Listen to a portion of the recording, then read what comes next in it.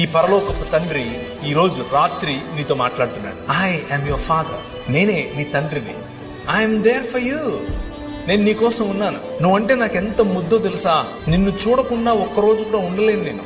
నువ్వు మాట్లాడుతుంటే నాకు అదేదో వైలెన్స్ భాషనట్లు ఉంటది.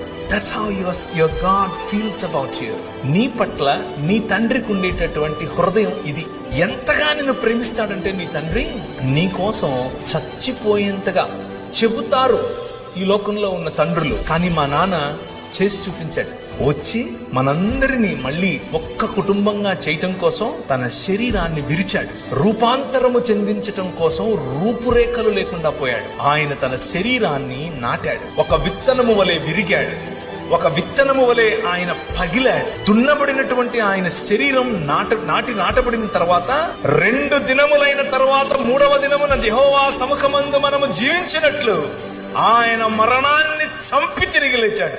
That is your father.